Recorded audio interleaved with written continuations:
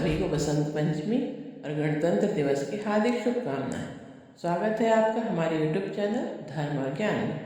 प्रतिवर्ष माघ मास के शुक्ल पक्ष की पंचमी तिथि को बसंत पंचमी का त्यौहार मनाया जाता है।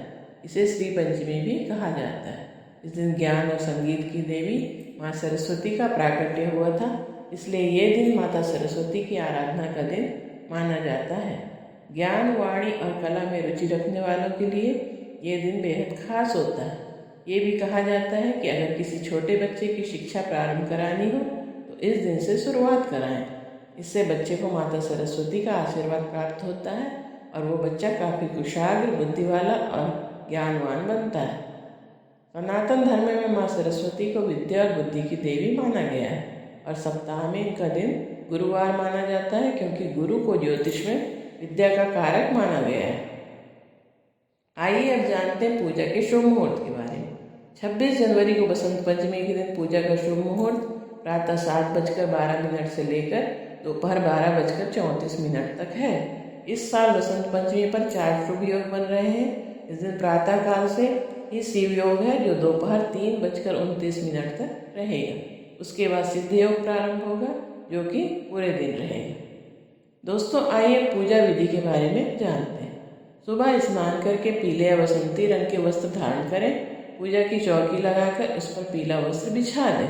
हल्दी से स्वास्तिक बनाकर उसके ऊपर पीले फूल और पीले चावल का आसन बनाकर माता सरस्वती और गणेश जी की प्रतिमा स्थापित करें। पीले चावल बनाने के लिए आप चावल में हल्दी और केसर को मिलाकर केसर को पानी में मिलाकर रंग लें। माता सरस्वती को पीला चंदन, पीले पुष्प, पीले वस्त्र, पीले अक्षत अर्पित करें। हल्दी और केसर का प्रयोग अवश्य करें। धूप दीप जलाएं। खीर में केसर डालकर और पीली बूंदी या लड्डू का भोग लगाएं और फलों में बेर का प्रसाद अवश्य अर्पित करें। उसके बाद माता सरस्वती के बीज मंत्र ओम ऐं शारदे नमः का हो सके तो 108 बार जाप करें। कथा सुने व आरती करें। उसके बाद क्षमा प्रार्थना करके प्रणाम करें। अब एक चांदी या पीतल की कटोरी में केसर, हल्दी या पीला चंदन में गंगा जल डालकर चंदन बना लें। उससे माता सरस्वती का तिलक करके पेन, कॉपी, किताबों तथा वाद्य यंत्रों पर लगा दें और जो विषय बच्चों को कठिन लगता हो उस विषय की किताब में उसी चंदन से एम अवश्य लिखें, जिससे माता सरस्वती की कृपा बनी रहे। यदि कोई बच्चा पढ़ने में कमज़ोर है या उसका पढ़ाई में मन नहीं लगता है तो शिव महापुराण के अनुसार ये उपाय अवश्य करें। बसंत पंचमी के दिन सरसों के 31 फूल लेकर आप किसी भी शिव मंदिर में जाएं और अपनी कामना बोलकर बच्चे के हाथ से एक एक करके सारे पुष्प शिवलिंग पर अर्पित करवा दें। निश्चित ही बच्चे का पढ़ने में मन लगने लगेगा। आप सरस्वती माता को भी सरसों के फूल अर्पित कर सकते हैं। इस दिन काले रंग के वस्त्रों का प्रयोग न करें। बेर के वृक्ष या पत्तों को न तोड़ें। इस दिन गुरु और बड़ों का अपमान न करें। मांस मदिरा का सेवन न करें और सात्विक भोजन करें। आइए अब कथा श्रवण करते हैं। उपनिषदों की कथा के अनुसार सृष्टि के प्रारंभिक काल में भगवान शिव की आज्ञा से ब्रह्मा जी ने प्रकृति, जीवों, खास तौर पर मनुष्य योनि की रचना की, लेकिन वे अपनी सज्जनता से संतुष्ट नहीं थे, जिसके कारण चारों ओर मौन व्याप्त था। तब ब्रह्मा जी ने इस समस्या के निवारण के लिए अपने कमंडल में से जल लेकर छिड़का और भगवान विष्णु की स्तुति करने लगे। स्तुति सुन भगवान विष्णु ब्रह्मा जी के समक्ष प्रकट हुए।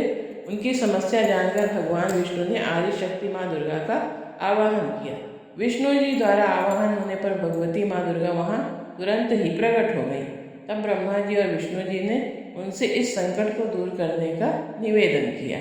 उसी क्षण आदिशक्ति माँ दुर्गा के शरीर से एक श्वेत रंग का भारी तेज उत्पन्न हुआ, जो एक दिव्य नारी के रूप में बदल गया।